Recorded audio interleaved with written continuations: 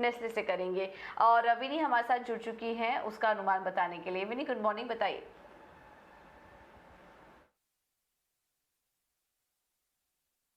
Nestle अपने Q2 current year 22 numbers report करने वाला है। वहाँ पे जो हम लोग एक्सपेक्ट करें कि डबल डिजिट रेवेन्यू ग्रोथ होगी। ये टाइम कंपनी की 12% की रेवेन्यू ग्रोथ एक्सपेक्टेड है और प्रॉफिट में भी ग्रोथ अराउंड 6% की प्रॉफिट ग्रोथ एक्सपेक्टेड है। वाइल मार्जिन्स में प्रेशर अभी भी बढ़ा रहेगा क्योंकि हम लोग एक्सपेक्ट करें कि इबिटा मार्जिन की जो परफॉर्मेंस है वहाँ पे 140 बेसिस पॉइंट की कॉन्ट्रैक्शन एक्सपेक्ट कर रहे हैं ये टाइम अराउंड। तो इबिटा मार्जिन एक्सपेक्टेड है 23% पे वर्सेज 24.4% लास्ट ईयर। उसके अलावा वॉल्यूम ग्रोथ की बात करें तो mid single digit volume growth expected around 6-7% की वॉल्यूम ग्रोथ एक्सपेक्टेड है ये टाइम। और जो डबल डिजिट रेवेन्यू ग्रोथ की बात करें तो ये ग्रोथ क्यों सपोर्ट हो रहा है, क्या सपोर्ट करेगा ये रेवेन्यू ग्रोथ को? वन तो जो mid single digit volume growth है और उसके अलावा जो प्राइस हाइक्स कंपनी ने ली थी काफ़ी सारे सेगमेंट्स में, तो ये भी सपोर्ट करेगा overall double digit revenue growth को ये टाइम। उसके अलावा out of home consumption expect करें कि वहाँ पे ट्रेंड इंप्रूव होगी और वहाँ पे जो कॉन्ट्रीब्यूशन है वो भी इंप्रूव होगी ये टाइम अराउंड नेस्ले के अर्निंग्स में। और हायर इन्फ्लेशन है, इंक्रीज फोकस है एलयूपीस पे, पेनिट्रेशन डीप हाई हो चुका है रूरल एरियाज में, तो ये थोड़ा प्रेशर बना रहेगा ग्रॉस मार्जिन्स पे और उसकी वजह से इबिटा मार्जिन्स में भी प्रेशर एक्सपेक्टेड है क्योंकि फ्रेट कॉस्ट भी इंक्रीज हो चुका है और इन्फ्लेशनरी ट्रेंड्स जैसे मैंने बताया वो भी इंक्रीज हो चुके हैं। तो मार्जिन्स पे प्रेशर एक्सपेक्टेड है दिस टाइम अराउंड। उसके अलावा फैक्टर्स जो मेन फैक्टर्स है वॉच आउट करने के लिए, कमेंट्री क्या आ रही है रूरल डिमांड पे, कमेंट्री क्या है रॉ मटेरियल इन्फ्लेशन पे, क्या ट्रेंड्स चल रहे हैं अभी, वो अंडरस्टैंडिंग नेस्ले की कमेंट्री में से मिलेगी और ये इंपॉर्टेंट फैक्टर्स है वॉच आउट करने के लिए। ठीक है, तो नेस्ले की कमेंट्री पर नजर रहेगी। बहुत बहुत शुक्रिया विनी आपका ये जानकारी देने के लिए। अब शरद आप बताइए, आज श्री सीमेंट और फार्मा स्पेस से डॉक्टर रेड्डीज के भी नंबर्स आने वाले हैं, एक एक करके बताइए दोनों के नंबर्स कैसे रह सकते हैं। जी बिल्कुल, सबसे पहले डॉक्टर रेड्डीज के आंकड़े पे फोकस करते हैं तो यहाँ पे देखिए तो सेल्स पे लगभग से 5% का growth year on year basis पर अनुमान है। हालांकि एबिटा और पैट में एक अच्छी उछाल देखने का एक्सपेक्टेशन से लगभग 36 to 57% का ग्रोथ का। मार्जिन्स में ज़रूर दबाव रहेगा लगभग 90 बेसिस पॉइंट्स का। और यूएस की जो सेल्स है वहाँ पे अनुमान लगभग $265 मिलियन का है। इंपॉर्टेंट बात यह है कि रशिया में जो सेल्स हो रही है वो अब लोअर साइड में होंगी, उसके कारण जो है मार्जिन्स में इम्पैक्ट पड़ेगा। और इसमें जो है आप कह सकते हैं कि ओवरऑल देखा जाए रशियन सेगमेंट से नंबर्स थोड़े वीक आने वाले हैं। हालांकि जो हायर R&D एक्सपेंसेस है उसके कारण भी जो है मार्जिन्स में दबाव देखने मिलेगा।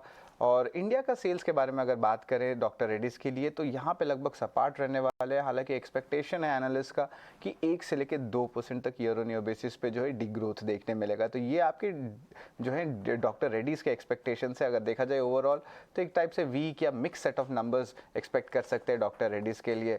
दूसरा स्टॉक रहेगा श्री सीमेंट, ये फोकस में रहने वाला है। यहाँ पे सेल्स देखा जाए तो ईयर ऑन ईयर बेसिस पे लगभग 16% का ग्रोथ देखने मिल रहा है और इसका जो वॉल्यूम है सेल्स वॉल्यूम वो लगभग 11% का रहने वाला है। एबिटा में हालांकि ज़रूर प्रेशर रहेगा, 19% के गिरावट का अनुमान है। और अगर मार्जिन्स की बात करें तो 800 बेसिस पॉइंट से ज़्यादा जो है मार्जिन्स में गिरावट देखने मिलेगा। ब्लेंडेड रियलाइजेशन हालांकि 5 से लेकर 5% तक बढ़ेंगे अगर आप ईयर ऑन ईयर बेसिस पे ले लीजिए या सिक्वेंशियली बेसिस पे ले लीजिए। अब इसका कारण ये है कि कंपनी ने जो शार्प प्राइस हाइक्स लिए हैं इस क्वार्टर में और उनके की मार्केट्स में लिए हैं, तो इसके कारण रियलाइजेशंस में इंप्रूवमेंट देखने मिल रही है।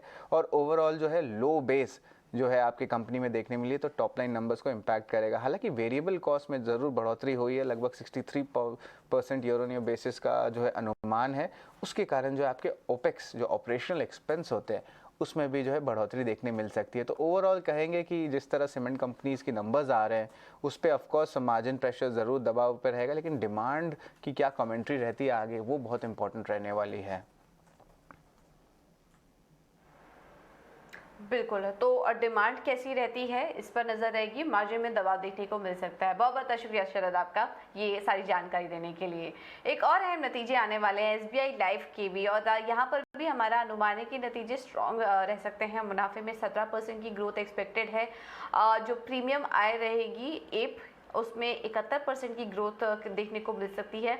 नज़र होगी मार्जिन्स पे, value of new business margin कैसे होते हैं ये काफ़ी इंपॉर्टेंट होगा देखना। VNB हमारा अनुमान है कि वहाँ पर 90% की ग्रोथ देखने को मिल सकती है और जो मार्जिन्स हैं वो 25.2% से 26% के आसपास रह सकते हैं पिछले साल के 24% के मुकाबले। तो हर तरफ एक हेल्दी ग्रोथ एक्सपेक्टेड है, और क्योंकि इस बार कोविड पिछले साल था, उसका क्लेम का असर काफ़ी ज़्यादा पड़ा था। तो अगर छोटे बेस से कंपेयर करेंगे तो इस बार क्लेम का जो बर्डन है वो कम रहेगा कंपनी पर, और हम देखेंगे कि अच्छा फ़ायदा यहाँ पर अच्छी ग्रोथ मिलते हुए दिखाई देगी एसबीआई लाइफ के नतीजों में। तो चलिए, ये तो बात हुई एसबीआई लाइफ के नंबर्स की। तो ढेर सारे नंबर्स आने वाले हैं, अनुमान भी हमने आपको बताया कुछ अहम नतीजों के।